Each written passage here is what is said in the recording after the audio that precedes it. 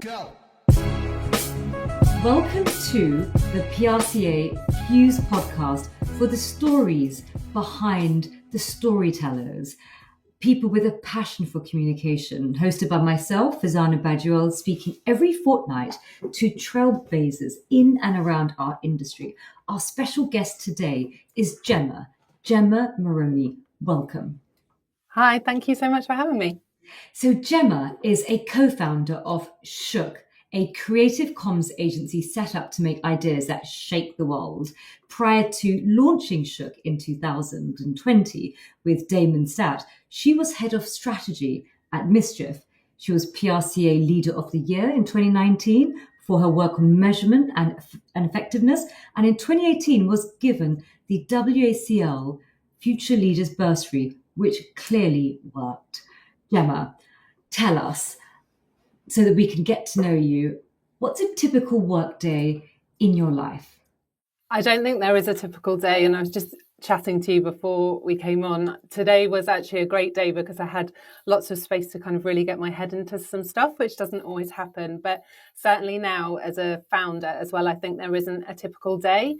One of the things that I've noticed, having gone from more of a specialist role to being a founder, is I've become obviously more generalist than perhaps I was before. So there could be 100 things that I'm doing on any one day or any one week. But I guess that's the fun of it, right? Absolutely. And it's the variety. That's what I love. And sort of just constant challenges and growth opportunities. Now, news, as PRs, we always have to know what's happening in terms of the context. And so, back in the day when I was growing up, it was a few broadcast, a few media, and now it's like this kind of tsunami of content. How do you consume news in order to keep up for your clients, for yourself, for your business, for the industry? What sort of outlets, print, digital? How do you, do you have multiple check-ins? What's your relationship like with news and consumption? Yeah, so I'm terrible. I'm never without the phone in my hand. Probably my kids would tell you Mummy's always got the phone in her hand, which is probably not a great thing, but I love being able to keep up to date with stuff all the time. So whether that's news, social media, just kind of interesting stuff from around the internet as well. So I'm always looking out for something new, inspiring. So I'm never kind of not connected, if that doesn't make sense. And we have a shared habit within our agency, which is about when you open your laptop in the morning, you've got to send one interesting thing to a client or a colleague. And the reason we do that is because it's about having that broad palette to draw on creatively. Obviously, it's also about knowing what's going on in the news, spotting what trends are happening, what we think might be emerging. But it's just getting into that habit. And that was definitely something that was drummed into me at the beginning, was you've got to know what's going on, and you've got to always be not even 2 steps ahead, sort of 10 steps ahead. And I think, as you've just alluded to, probably when we started, my first PR job was 1999. There were 10 nationals, broadcast channels. Now it's 24/7. It really is. And I try to explain to my daughter, and she just can't get her head around it. It's really extraordinary how things have moved so fast. Now, what I wanted to do is talk about your journey into PR. But I wanted to start off with, when you look back on your journey, what do you think has been your sort of overarching motivation, your sort of your mission, your career purpose? Yeah, and it was really interesting when we talked about this kind of to prep, because I've never sort of thought what was my mission, but when you asked me to look back and reflect on it, I think it has to be about solving problems. So I think it's always about what's the challenge and what can we do to help solve that challenge, whether it's for a brand or a business or an organization. I think it is about getting stuff done, changing things, solving problems for people. And obviously the way that we do that is through communications and creativity. But I think, having been forced to reflect on it, I think that's the sort of red thread that I would pick out.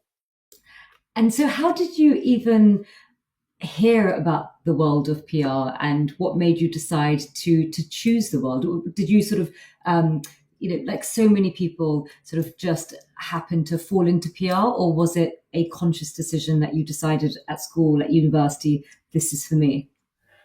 So yes and no to that falling into it thing, which I think is common for a lot of people. So I think quite unusually, Kent County Council paid for my school year to do this psychometric testing to tell you what career you should have. And mine came out with PR, lawyer, and then something else that I can't remember now. And my mum now says she always thought I would be a lawyer because I'm argumentative. Thank you, mum. So it was always in my head, this PR thing. And I actually think wrongly, when you talk to, careers teachers or go to those kind of careers open days, at least when I was doing that, it was you go into PR if you're good at writing. Yeah. And I think it was almost seen as like the flip side to journalism for obvious reasons. And that's what really appealed to me. I love writing, I love words. But I think that was a completely wrong explanation then. And I think it's a completely wrong explanation now. It's obviously part of it, and words and writing and communication are obviously at the core, but there's so much more to it as well. So I think, for me now, if I was talking to somebody about the career, that's kind of not how I would talk about it. And I think we ought to be talking about it in a better way and in a more rounded way.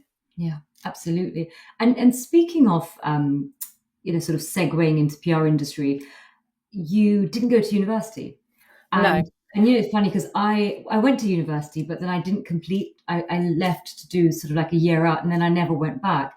And I was speaking about it to a friend the other day, and they said, but do you just, you yourself haven't completed your university degree, so do you expect everyone that you hire to have a degree? And I sort of thought to myself, that's probably a bit hypocritical, because it's not that I expect everyone to have a degree, but everyone who applies, we really get CVs that don't have people who complete a degree. And I want to know, does that change your perception on hiring?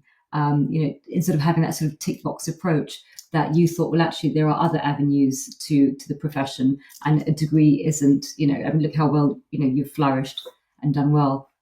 Yeah, so I think university is amazing. And I think the opportunity for people to go to university is amazing. And we would have the same experience as you, that I would say a lot, probably most of the applications that we get, people would have a degree.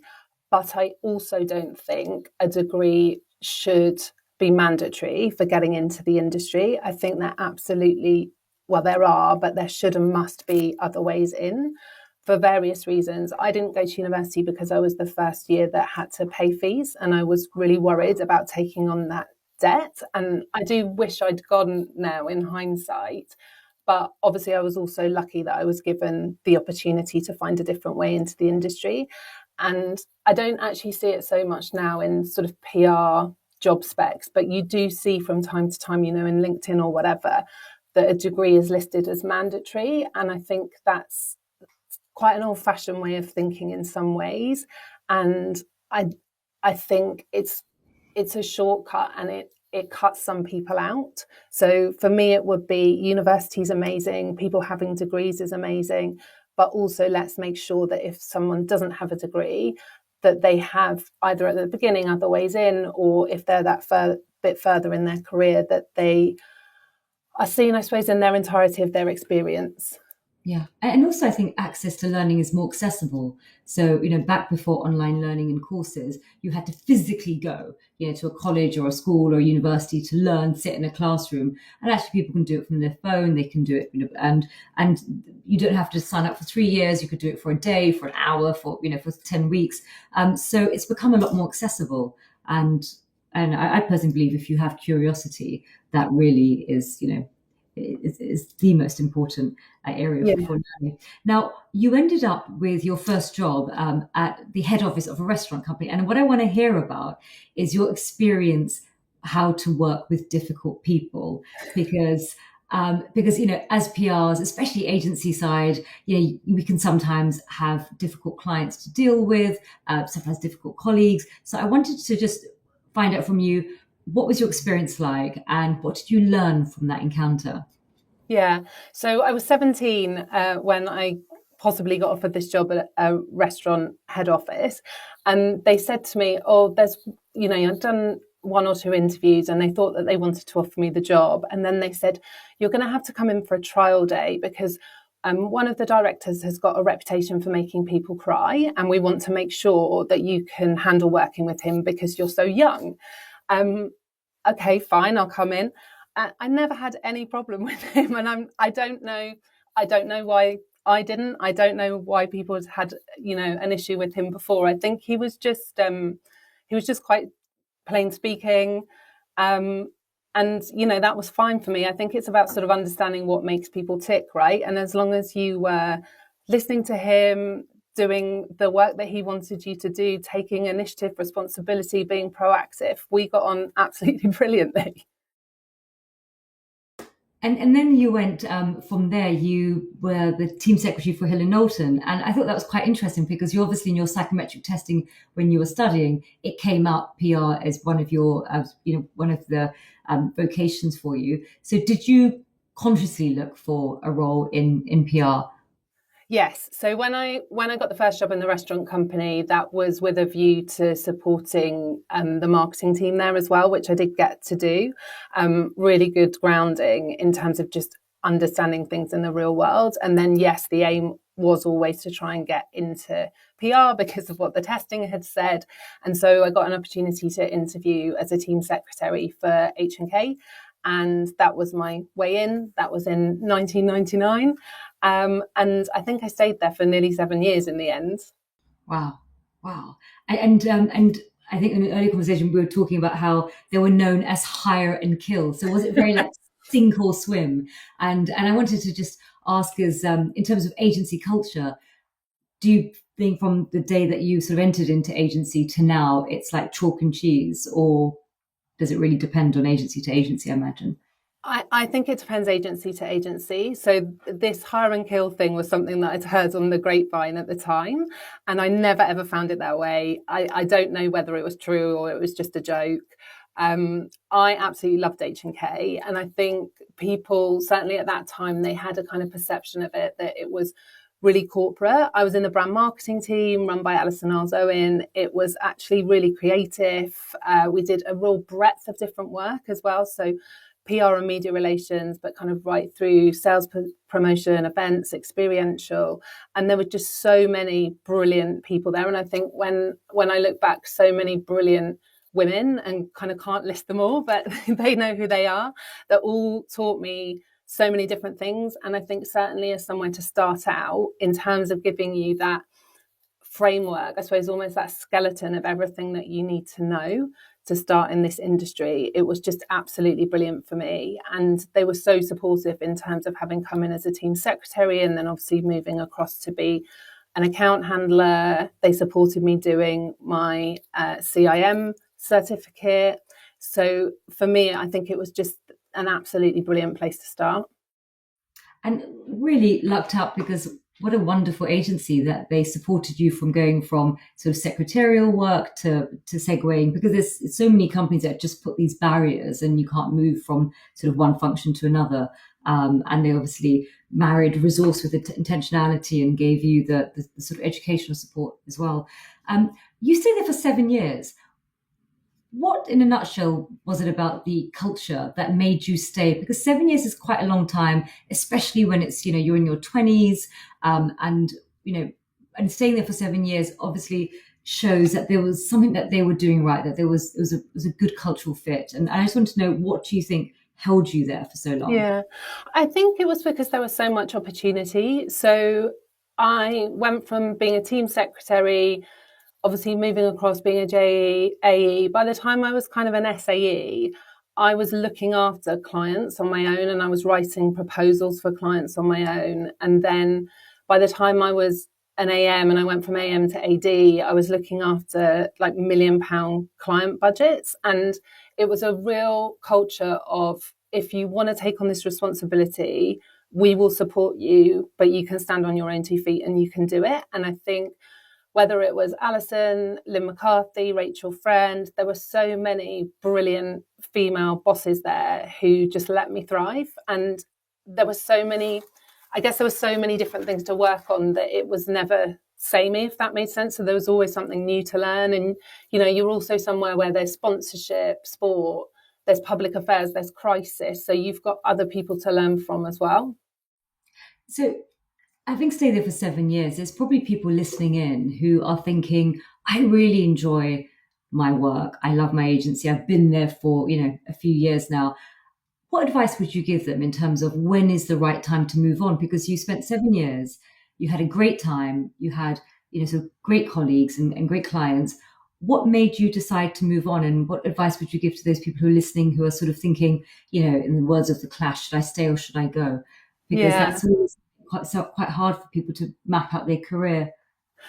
I honestly don't know. I've always been somewhere that stays places a long time, and I don't know if that's a good thing or a bad thing. The only thing that I can say is when you know it's not right, after however long, then you know it's not right. And I think I was just lucky that I generally always found places that were right for me, and then I've stayed a really long time. And I think I said to you, funnily enough, because I ended up then working at his agency Mischief after he'd left, but at one point I went for an interview with Shine when I was at H&K. I think I was probably like an SAE, and Mitch K was like, he gave me the hardest interview ever.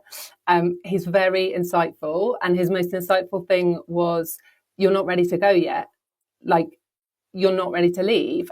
And then I thought, oh, he's right. I'm not ready to leave. I'm just seeing if what I've got now is sort of better or different to what might be out there. And so I took his advice and I stayed for quite a lot longer. And then you left for Communications. Yes. Yeah. So I've talked a lot about women. There were two really amazing, well, probably more than two, but two really amazing men that stand out in my mind from H&K. So one was David Zeff, who was a freelance publicist who came in a few times to work on the aerial tennis campaign that we did. And he was amazing. He was kind of, I think, probably very different to the type of person you might think might work at H&K, but he was the one that really taught me like what a story is and how to sell it and how to build relationships with journalists. And then Steve Gebbett, who I think used to run Charles Barker, which is now part of Weber. He came in as a creative consultant, and he was also amazing. And I ended up following him to Four to work in their consumer division. And that, I think, Four's an amazing, amazing agency, and like what they've built is incredible. But that was the one place where I realized fairly quickly it just wasn't quite the right fit for me. So I ended up staying there probably about 9 months, but just really learned so much there too. One of their partners particularly just was so clever and so brilliant about putting together strategies. And so that was a real big learning for me there. So almost after 8 years in the industry, you then found Frank. Yeah. And what was it about Frank that really felt like a second skin, that really felt that they got you and you felt that you fitted in? Yeah, I can honestly say it's the first place I worked where I just completely felt like I fitted in. Culture completely different to anything I'd experienced before. I think going there was such a shock in terms of when I walked in, it was just after they'd done their famous Jimmy Brown HP Sauce campaign. So they were like the hottest shop in town. I feel like it's a little bit like the army where they kind of reteach you and build you back in their own image. And I suppose the best way I can describe it is in the most beautiful way. It was like organized chaos, but it was meant to be. Like the creative culture was absolutely unbelievable. Again, that sense of responsibility. I think also that just the immense teamwork, like how supportive colleagues were of each other was just incredible. And I think there's lots of things that Gigi and Andrew and Frankie are amazing at, but one of the things was building that amazing creative culture. And also, you mentioned that they were quite ahead of their time in terms of influencer marketing. Yeah, so Graham Gigi, who is one of the founders of Frank, one of the things that he's brilliant at is he's very visionary, so he can always see what's coming in the future. And he was talking to us about influencer marketing. It wasn't called that then, like years and years before it became a thing. So he had this idea called super fans, which was, I'm not even sure you would have called them influencers then. It was probably more kind of bloggers, maybe the early days of YouTube. And he saw that that was going to be a thing. And I guess in some ways we were all like, what? But obviously he's been massively proven to be right. And he's always able to see sort of what's coming next. Frankie, who is the joint MD there, and then Andrew, who was co-founder with Gigi, the same in different ways. Andrew from a kind of tech and social point of view, Frankie, I would say from a kind of cultural society point of view. They're just incredible about seeing like what's going to be next. And you mentioned about just the creative culture. What did you learn from your experience working at Frank in terms of how agencies can instill that culture of creativity? You mentioned earlier that you really thrive on getting lots of responsibilities. So, other than sort of taking on responsibility, what else do you think are the ingredients of creating a creative culture in an agency? So I think it's got to be like what you live and breathe. So when I talked at the beginning about always looking for stuff and having essentially an idea a day, it's almost like even if you haven't got a client that's going to work for, come up with ideas. And I think yeah, the agency lived and breathed creativity. Ideas were the currency of the agency. And it was fun. I think that's really important as well. It was just fun to come up with, this has happened. What would we do if we had that client? Or we haven't got a client for this, but isn't this a great idea? And because it is fun, like it's so fun. It's one of my most enjoyable parts of the job, even though I'm supposed to be a strategist, not a creative, is coming up with ideas and having an idea that is brilliant for somebody, or having an idea that's great for a brief that you're working on at the moment, even better. And then I think the final thing there was like not being afraid to push it. So I guess some agencies I've worked in before, the creativity was kind of fairly safe, but it was always thinking, what would be more unexpected? What would make this bigger, or what would make this more surprising? And again, I think that was sort of very much pushed from the top by Gigi. And you also met your co-founder there. Yes. So we say that we joined on the same day. I don't know if we joined on exactly the same day, but we were definitely both introducing ourselves at the company meeting the same day together. And then we sat next to each other, and then I don't think we've not sat next to each other since, really. Maybe for a little short stint, but other than that, we've been sitting next to each other ever since. How did you know that he was the right person for you to co-found a business with? I think because we're very similar in some ways. So I think fundamentally we have very similar values. And funnily enough, Nick, who runs Blurred, like when she knew that we were going to be setting something up, I had a chat with her and she gave me one of the best pieces of advice that I've had, which is just know what your values are, because if there's ever a question or a quandary, you just go back to them and that's how you make the decision. And it's one of the best pieces of advice, I think, for founders and probably just for people in general. So we're very similar in that respect, that I think fundamentally we have quite similar values, but then we're also quite different people. So we don't really like the same stuff. We wouldn't have the same kind of hobbies, interests if we have time for them. And we think weirdly quite similarly. So sometimes we'll come to each other with exactly the same idea, having not talked to each other about it. But equally, and I know left brain, right brain isn't a thing, but I think that's kind of the way that I would explain it, is people go like you essentially share a brain now, but it's sort of two halves of the same brain that come at things from a slightly different angle. When I was looking at your career journey, what really struck me is that you've had that exposure to consumer PR and also the sort of ad agencies. And I wanted to just pick on that thread because you often hear about in Cannes, it's the ad agencies that are winning all the awards, and and they always historically had the budgets and they're the ones who sort of, even on TV you've got Mad Men and where either the shady PRs or the ditzy PRs, and even the way that we're portrayed on TV. And you've lived in both worlds. Have you seen a difference? Is the difference just simply confidence, or or do they just work in a different way that gives them that extra sort of confidence that they've always had and lorded over us PRs? So yes, I think there is a difference, but there's not as much as a difference as people might think. So the real benefit for me, so when I worked at EDC within the PR agency, and we had Dare there, we had Elvis there, we had Identica there, which is a branding agency, was being able to see it from the other side of the all agency table. And I think sometimes PR can think, oh, they've got more data than us, or they've got more tools than us, they've got better insight than us, they're smarter than us.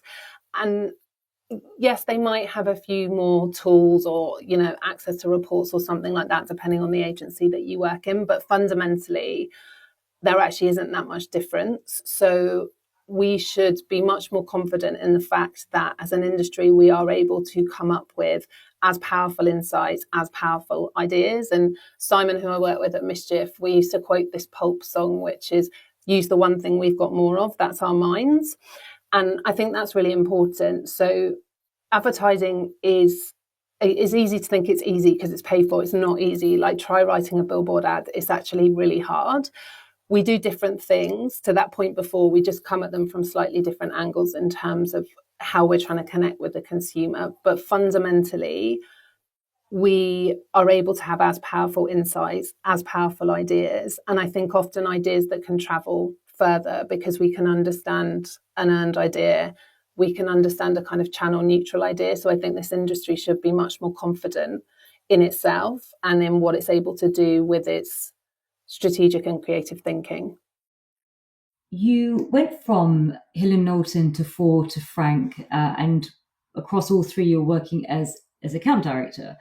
And then with Citizen, you joined as a planning director, and then Mischief, head of strategy and insight.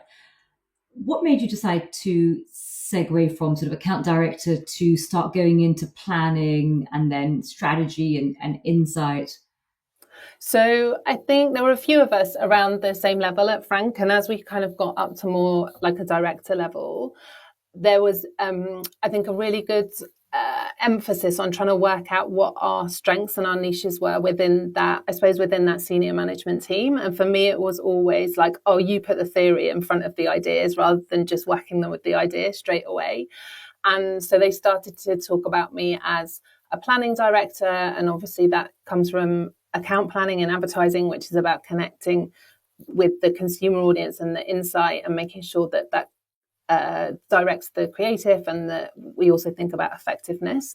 And so that was something that then continued when I went to the next two agencies, but certainly having that opportunity at EDC and then at Mischief, which was part of Engine, to work with the other agencies, it was a bit like, oh, I found my people. Like, planners are my people. They think a similar way to how I think. And I still want to be a jack of all trades. Like, I do love coming up with ideas as well. But that rigor of what's the problem? What's the insight that's going to help us to come up with a good strategy, which is the shortest route to our goal?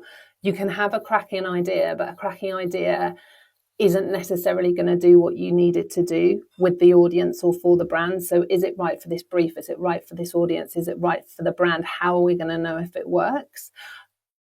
I really thrive on those things. And when you were at Mischief, did you start really exploring more the sort of the management approach to strategic communications? And because you mentioned earlier that they invested really heavily in the management, and not all agencies have that same sort of approach, and they're often sort of accused of being quite tactical, and therefore, that strategic element isn't always there with agencies. Tell us a bit about your time when you're with Mischief, and in particular the Leaders Bursary that you ended up applying for, and how that transformed your career. Yeah, so Frankie, who I'd worked with at Frank and the next agency, and then took over when Mitch and Dan exited Mischief. She was really amazing at investing in her senior team. So she put a lot of support behind the stuff that I did with AMEC and the PRCA around measurement. And then she pushed me to go for this WACL Future Leaders Bursary. And it's a really amazing initiative. So you get money to spend on something that will help improve you as a leader. And often it's for women. So often people will do things like, I think there's a RADA course about public speaking. Some people do mini MBAs. It's that kind of thing. I decided to go and spend my money on a man that I have met on the internet from America. Which sounds like it could have turned out really badly. It turned out very well. So when we'd been doing a brief response for Dulux, which was a really great brief, so the client gave a completely open brief to all of the agencies, which was about category change. And we were thinking about how we could use behaviour change thinking to answer that brief. And I came across the work of BJ Fogg, who many people will know, who is not behavioural science or behavioural design, it's behaviour design. So it's how you get people to do a behaviour. So he runs a behaviour design lab at Stanford. And when Frankie backed me to do this WACL bursary, having already seen how his work could be implemented with this Dulux brief, and also when Damon and I did the first ever creative shootout, that was always going to be what I spent the money on. So yeah, I spent it on going out to San Francisco to train with BJ Fogg. And, you know, I think in life, a lot of times people are always looking for like these light bulb moments that people talk about on like Desert Island Discs or whatever. Yeah. I don't think I've had many of those, but that would certainly be one of them if I was going to try and find one. And what was it about learning about his work that really inspired you? So for me, it's because it's so simple. So it's basically isolates how you get a person to do a behavior. And then obviously there's all sorts of stuff that sits behind it. But fundamentally, it's very simple. And the thing that was a light bulb moment for me was like sitting in this classroom in San Francisco. And he says, the first thing you need to know is educational information doesn't make people do things. And the second thing he says is, and you can't rely on motivation. And I go, hang on, like think of the briefs that you get in. So many briefs are like raise awareness, educate people, tell people this information. Or they're like, do this, you know, do this thing and we can whip everyone up into doing the thing that we want them to do. And I thought, oh my God, I've been doing this wrong for like 25 years. And motivation is important, but it's important when you understand the role that motivation can play. So it just really shifted how I thought about how strategies could be effective and also how creative can be effective. And it didn't entirely change how I go about doing things, but it just gave me some knowledge that makes me now do those things differently when I'm thinking about creative comms that's going to get people to do things. Do you think that as an industry, we don't spend enough time learning about behavioral science and psychology and neuroscience that underpins human behavior? I don't know. I think there's a lot of conversation about it, and there's certainly a lot of people. If I think, funnily enough, I first came across the concept of behavioral science when I was working at Frank, when we were working on something for Danone. And I saw someone say this on LinkedIn the other day. It feels like behavioral science was really fashionable and it's kind of fallen slightly out of favour. Do I think people should have an understanding of it? Yes. Do I use every day an understanding of what does and doesn't get people to do things? Yes. Do I think that hopefully makes the strategy and the creative that I deliver for clients more effective? Obviously, yes. It's why I get out of bed in the morning. But I also think there's a wider point, which is, and I think people like Stephen Waddington have talked a lot about this, is there's so much richness within universities and academia that I don't think we draw on enough. And that's not just from a comms point of view. That's just from going to people that have this immense wealth of knowledge in which you're going to be able to find an insight that's going to make your work better. So I think I said to you, we worked on a knife crime brief at Engine, and we went and spoke to a forensic psychiatrist who works with the target audience. And we very quickly understood why ideas that we thought would be great and were great creative ideas actually would be, you know, they get coverage and everyone would say, oh, that's really emotional and engaging, but fundamentally would not work at all with the target audience. And, you know, equally, we did something when I was at Mischief for the National Trust, which was about nature's language dying out. So if you say sky, web, cloud, stream to a kid, they think of tech terms. And we work with a linguist to help us show that that's happening and why it is happening. And I just think there's so much untapped insight, richness, inspiration in people that we don't necessarily tap into as an industry. Yeah, I love that. After how many years of working in the industry did you decide to go and set up on your own with So we decided in November 2019. So I started, my maths is terrible. I started work in 1998, H&K 1999, decided to do my own thing 2019. I'd always, weirdly, since I was a kid, I'd always thought I wanted my own business. One of my brothers runs his own business, completely different industry, and my parents ran businesses. So I just kind of always had the idea that I might like to do it. And it had never been the right time. So I have 3 kids. Damon also has 3 kids, not the same kids. We always have to say that. And so there's always obviously that real nervousness of, we've got families to support. We are the breadwinners, etc., etc. And so it has never quite been the right time. And then we got offered a chance to have some amazing backing to do it. So we were like, this is the time to go for it. Obviously, little did we know when we resigned from Mischief Engine in 2019 that there was going to be a global pandemic. So I think my leaving due was the 12th of March. And obviously, I think probably a week or 2 weeks later, we were into a lockdown. So for 2 people that have played it safe and cautious, that was a bit of a surprise. And obviously, one thing we felt very strongly was at that point, no one needed to know that there was a new consumer creative comms agency launching. So actually, we just took a little bit longer than we might otherwise have done over launching. God, it must have been terrifying then when COVID hit. But then, funny enough, some agencies did quite well out of out of it, and others, because those who did well in terms of crisis communications and especially internal communications, and other agencies really suffered, especially sort of travel PR and so forth. When you set up right, at the outset of COVID, do you feel that sort of put a bit of a dampener on, what was a new exciting chapter of your life of setting up a business?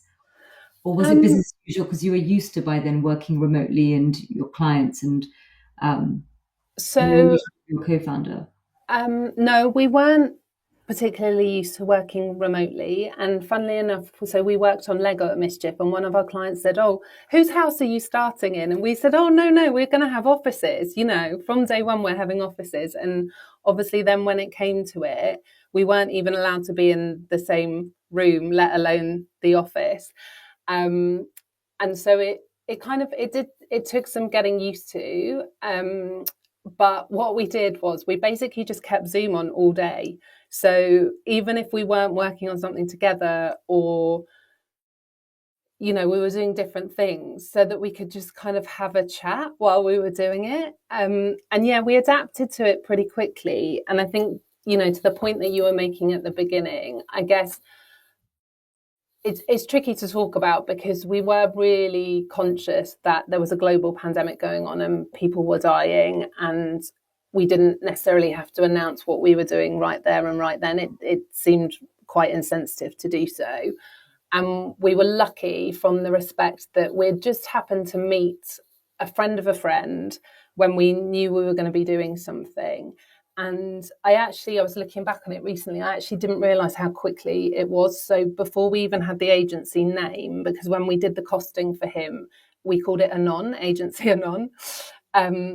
By April, we'd started a project for him that ended up lasting for like 9+ months. And it was nothing directly related to COVID. It was something that was almost sort of timeless. And actually, in a sort of handy way, it involved stuff in America, Hong Kong, China, India, Australia. So actually, because the world has shifted to remote working, it suddenly became very feasible for us to be doing that from our living rooms. And having worked for so many incredible creative consumer agencies, when you set up Shook, in your mind, did you go through a differentiation sort of exercise of how will your agency be different from the others? Because actually you've had this incredible exposure working at all these different shops. And so what kind of thinking led you to bringing in a new shop? Yeah. So I can remember us literally in the street having this conversation when we were like having a walk around the block or something. And for us, we really wanted an agency that was going to make work that had impact. And by impact, I mean that creativity that is going to actually shift something for a brand or a business or in people's behaviour. That was really important to us. So we love creative ideas, but we also, and obviously my background with the AMIC stuff, etc., speaks to this, is it's really important that that creativity is effective, because otherwise what's the point of having great ideas if they don't actually have an impact on a business or a brand or an organization or a behavior? So it was always about that, hence why eventually we were named Shook, because we say we want to make ideas that shake the world. I say eventually because the naming took quite a long time. We took it slightly too seriously. So you have this, this really cool consumer brand called Shook, but actually what you really love is a bit of measurement. And so, and so, what I wanted to explore is where did you get this sort of this interest in measurement, and did it come from your sort of ad agency days where you just saw that they were far more comfortable than PRs in embracing data, and do you think our industry still is a little bit reluctant to embrace measurement? Yeah, so I think it was probably in some respects always there, and then it came to a head because I presented some work that we'd done at Mischief for the National Trust, the Coast campaign that we did with John Cooper Clarke, and Barry, who was the CEO of AMIC at the time, kind of struck up a conversation with me, and then that's when I got kind of really heavily involved in it. But I think it goes back to the point that I love creative ideas to engage people, but we're not doing them to come up with great ideas. We're coming up with them to shift something for brands or businesses or organizations. And I think actually I've always been lucky to work, even when I think about the restaurant company head office, I've always worked places where we can see what our work's delivering. So like we did a radio promotion there, and I can remember my job was to take the calls from people taking up the offer on the radio promotion. And because I was a little geek, I was tracking, I can't remember what it was, but like heart better than classic or whatever, and kind of giving this to the marketing director. And then certainly, the stuff that we did at H&K, particularly if I think about the aerial tennis sponsorship work, which I think was way ahead of its time. And they did some market mix modelling there, which isolated the impact of PR as well. So I think everywhere I've worked, you think about Frank, and they talk about talkability, Gigi's registered trademark, and it was always about the impact that ideas are having. So I think it's always been there. But for me, it is that beautiful marrying of really great insight, at least a really great creative idea, but it has to be driving something. And so that's why the measurement is really key at the outset.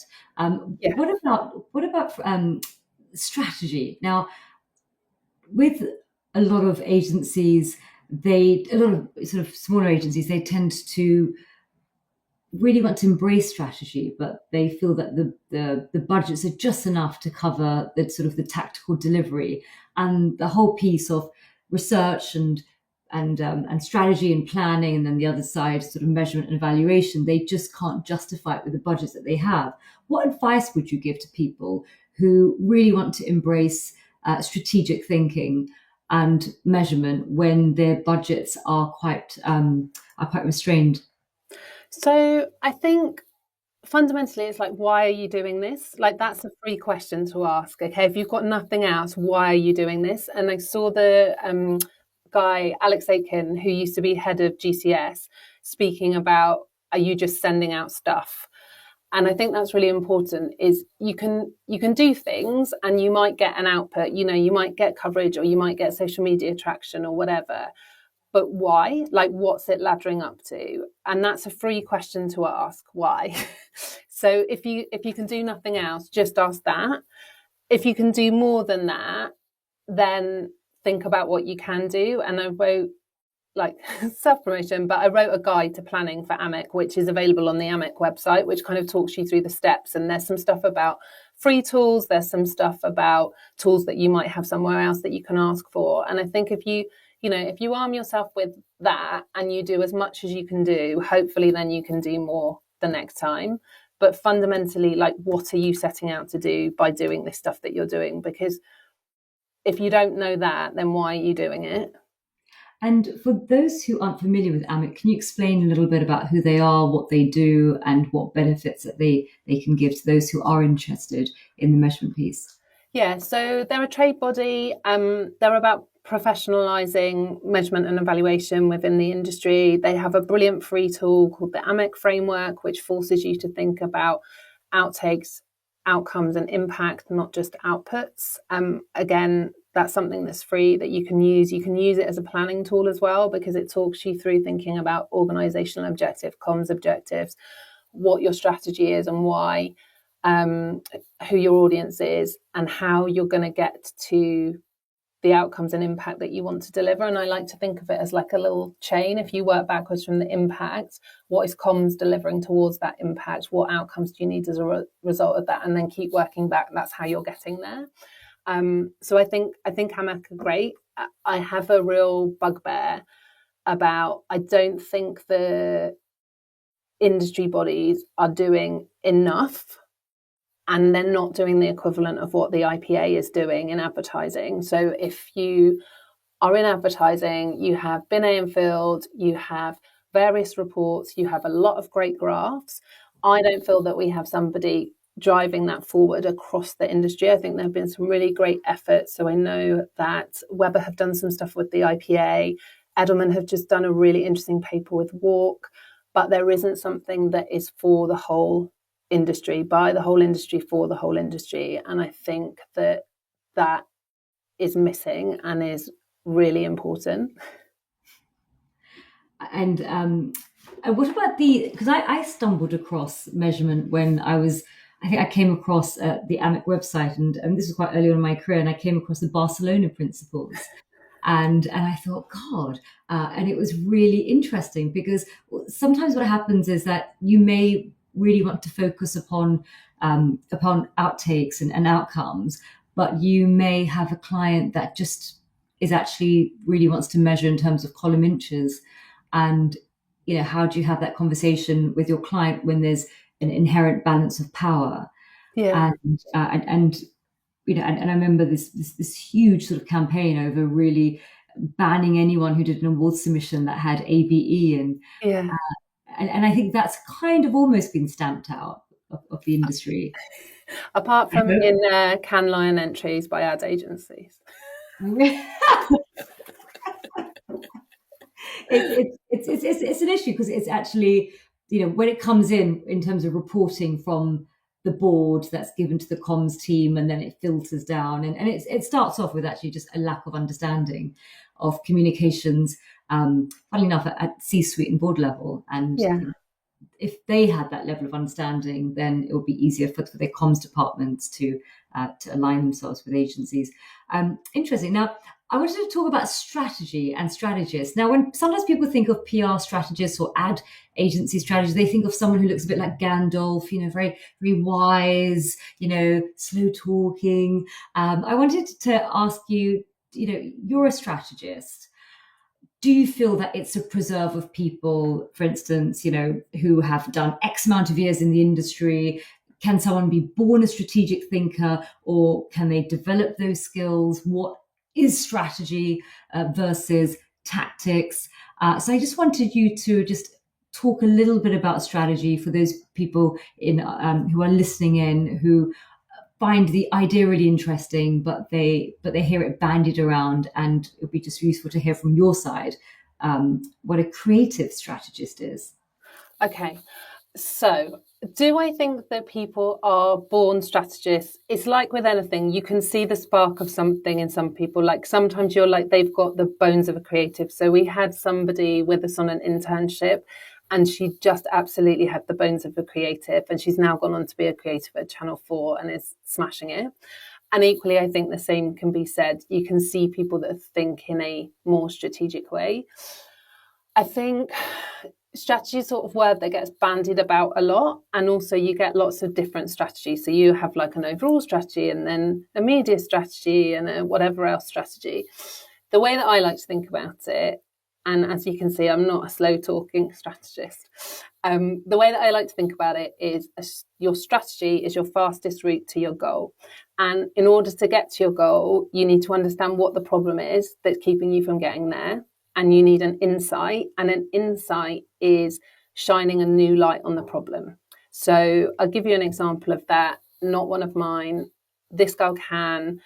Ad agency FCB, they were trying to close the gender gap in exercise. Women were saying they wanted to exercise, but they still weren't doing it. And obviously everyone thinks it's like, I don't know, if we have leisure centres with childcare or whatever, everyone will do it.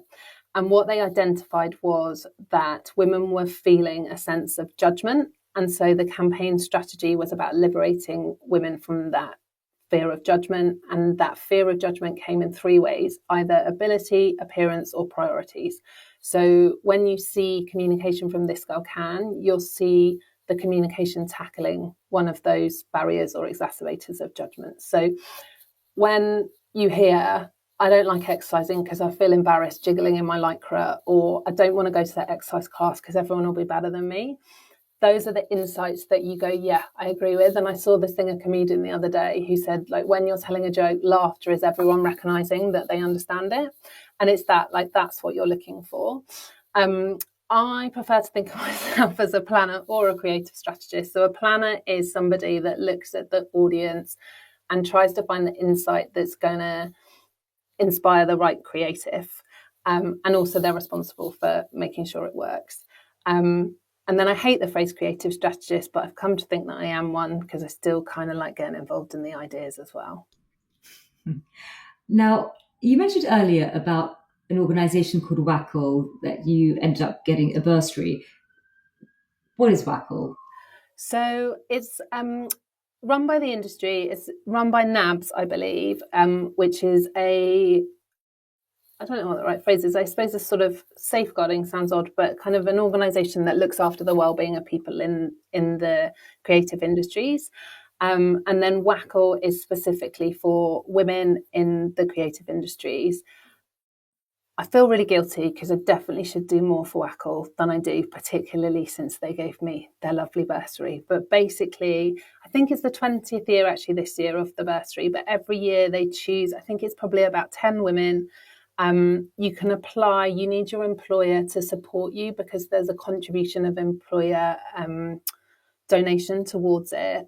But basically they give you funding and you can spend it on whatever it is you think will help you to improve your leadership skills. So you do a form application, and then if you get through that stage, you have to do, I think it was a 5-minute presentation to a group of lovely, although at the time obviously fairly terrifying, women, and then they select the winners from there. So if you're at the right stage in your career, I would say you will not regret going for it. That's a really good tip for us. Now, you obviously learnt about BJ Fogg, and you also learnt about the impact of technology on behaviour. And what I found really interesting, from your insight, was how technology such as generative AI can actually help with those people who have task paralysis for like ADHD. And I know when I sort of think to myself, to start with a blank screen and start from scratch, but actually having a sort of, a ChatGPT sort of 20% there, but and it almost energizes you to actually, it hooks you into the task. And I thought that was really interesting that that his work has been looking into the impact it has. And of course, with all these AI tools having a huge impact on the on the PR industry, do you think that's going to really help with people who are neurodivergent?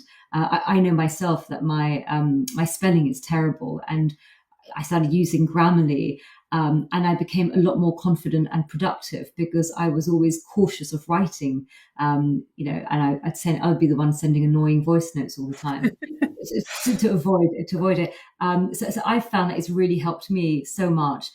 And I just wanted to know from your perspective in the learnings that you have from BJ Fogg, what do you see that's coming in terms of all these tech AI tools for the industry and how that will impact the workforce? Yeah, so just so the two things aren't conflated. So the point about generative AI, and ADHD. So that was actually, to the point earlier, we're working on a brief at the moment, and I was like, okay, who do I know that knows about this? So I went and spoke to some people that have sort of deep subject knowledge.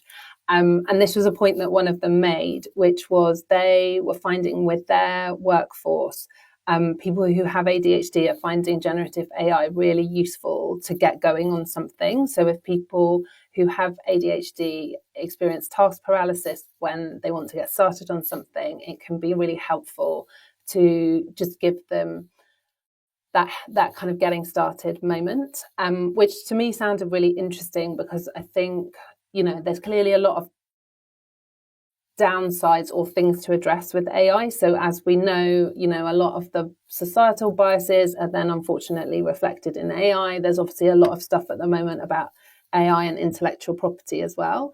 But I think when you can think about the ways that tech might be a force for good, I just found that really interesting, as a potential usage for people. And I guess the points that you've made as well.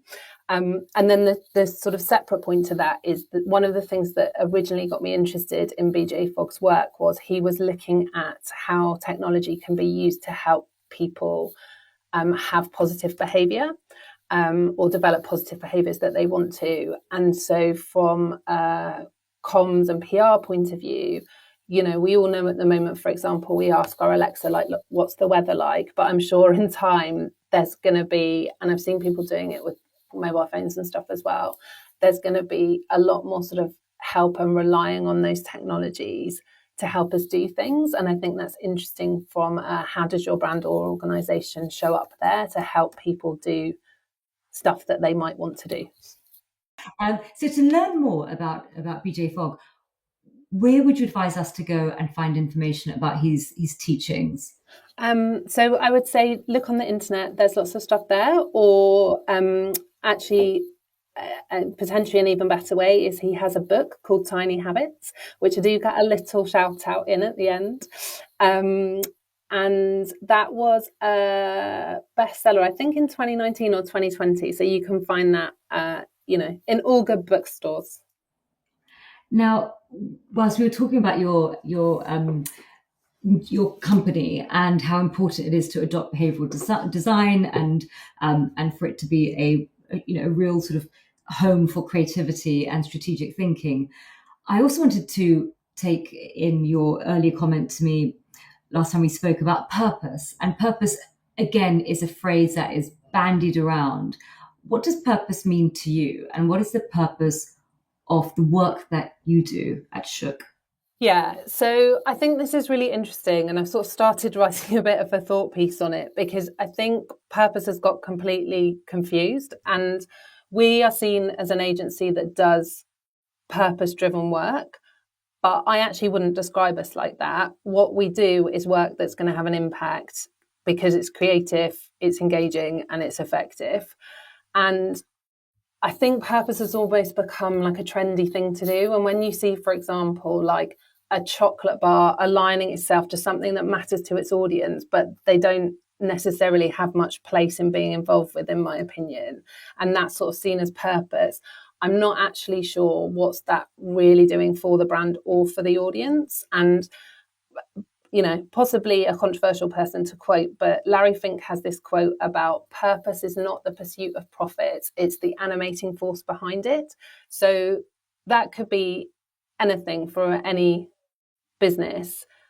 And it might be a thing that's seen as worthy in the quotation marks. And it might not. It might just be a reason why a business exists. For us, it's about, we want to work with people that we think have a net positive impact, who are good brands that we can help have an impact, and that are doing some good for health, wealth and happiness, not doing some bad for health, wealth and happiness in the world. And that's kind of our filter for who we work with and why. So we work with charities and campaigning organisations, for sure. We also work with consumer brands.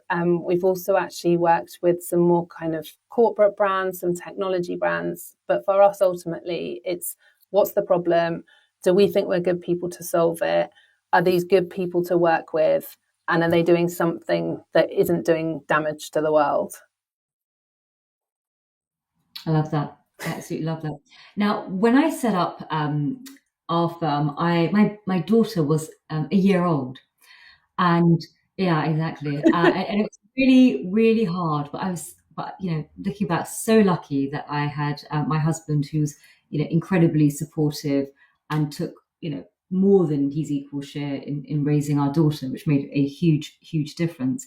What I really like about what you've done with your team and your culture is you've set up like a mentor system for those who are new to being parents, to help them sort of navigate that new change in life. What made you decide to bring that in? I wish I had something like that when I. Um, so I've got 3 kids. I had the first one I was at Frank. I think I was 27 or 28, and lucky for me, Frankie, who was a joint MD, had had her daughter about 6 months before I had my first child, who's a boy. And when I actually hadn't worked with her that much before then, and when I came back, she literally sort of swept me up and looked after me, and she taught me how to be, if you have to leave at 5 or if you have to go because they're sick, that's fine. And she said something to me like, if you're working at 70% capacity of what you'd normally work at, that's like 100% for somebody else.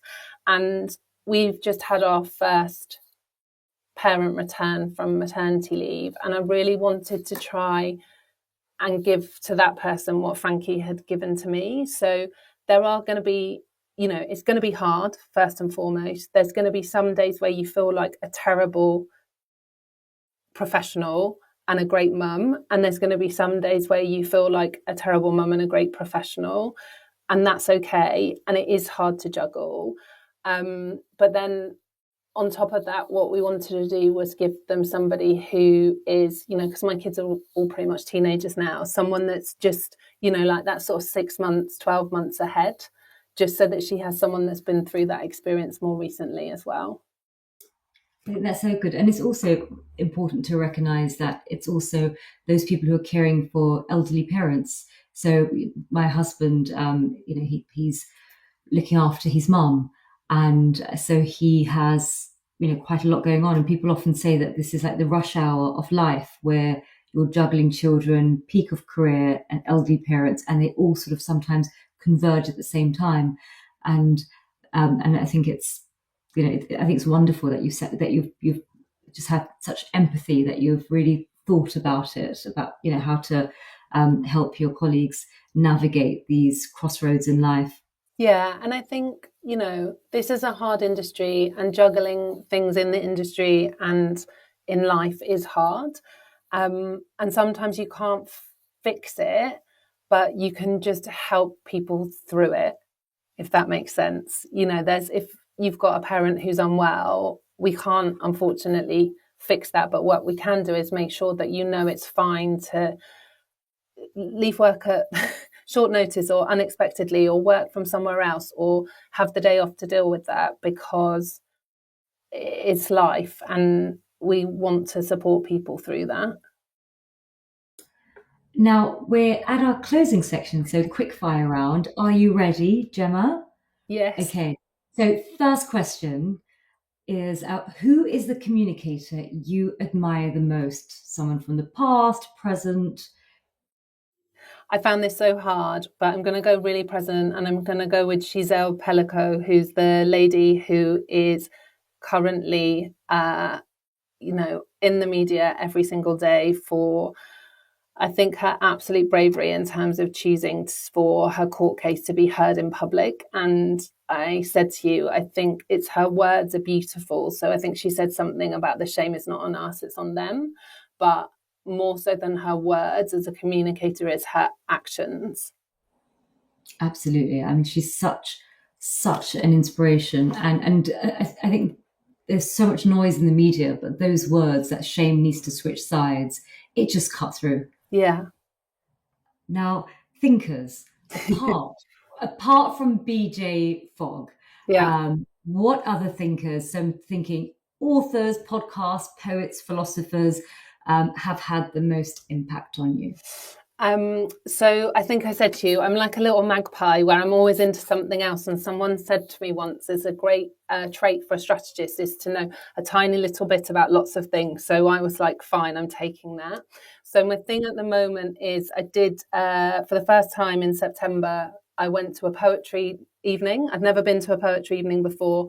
And the same evening, I stood up and did open mic slam poetry. I'd never done that before. I wanted to be a poet when I was a kid. I was told that wasn't a proper job. Apparently, it is actually a proper job, but it's a bit late now. So I'm currently into like being a little magpie to try and get a bit better at that because that's my new hobby. So we worked with John Cooper Clarke when I was at Mischief. He's amazing. I've loved Lem Sisse for a while. I am now into someone called Lucas. I now can't remember if his name's Lucas Jones or Lucas Wright. You'll find him on Instagram. But that's what I'm into at the moment, is understanding how other people work with words.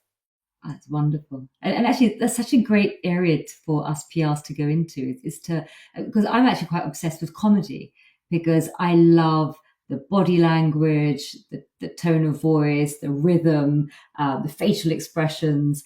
I find it really fascinating, but I haven't looked into poetry, but that's definitely something.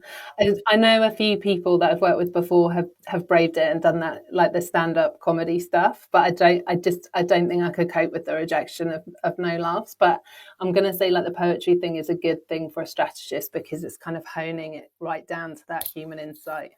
Yeah. That's my retrofitting anyway. And Gemma, career advice. So imagine you're talking to the Gemma who has just heard that the university, is going to start charging, and she's made that decision, and and you've got your first job working with that difficult person, whether you can sink or swim. What advice would you give that Gemma at that point in her career? So funnily enough, Sophia, who started with us last year through a charity that we work with to give young people from London opportunities in the creative industry, she asked me this when she ended up going into a full-time role with us. And I said to her, build a network. And I think that's really good advice for lots of reasons, because there's always useful people that you might need to know, but also it's a tough industry. You need people around you. But then on top of that, so I wrote it down because I knew you were going to ask. The first one is say yes, because I think all my opportunities in the industry have come from saying yes. Like, even if you don't know how to do that or you don't feel ready, say yes, because you can work it out and people will be there to support you. I think find a niche. So like you will end up getting to a point in your career where you start getting asked to find a niche, and it might change. Like, I haven't had the same job and I haven't had the same role the whole time that I've been in the industry, but work out what your niche is at any one time. In an agency, if someone needs X, are you the person that they come to ask for that? And then my last one is to be a little bit selfish. Only reason being that I've worked out it's really hard to be, to have a career, to have kids, to have friends, to have a husband. Like, there's that thing, isn't there, about like you can have a quick job, a cheap job, or a good job with a builder. So it's like you're always juggling, playing things off against each other.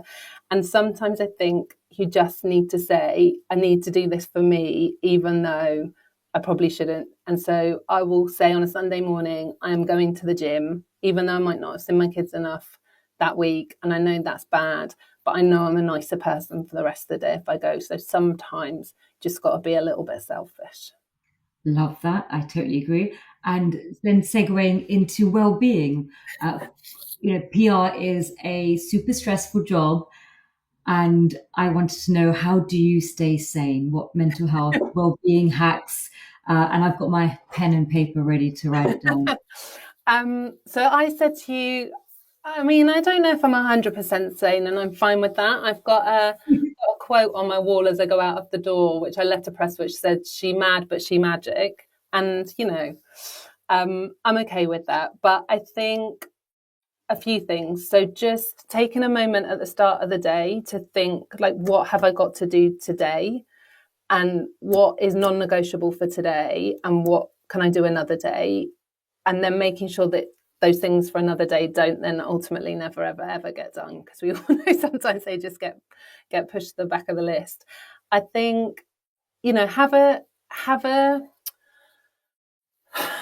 team of people around you that you can have a conversation with. We're very keen on people knowing that we have a kind of, we call it open and honest culture, where you can speak up if you need help. And I think that's really important.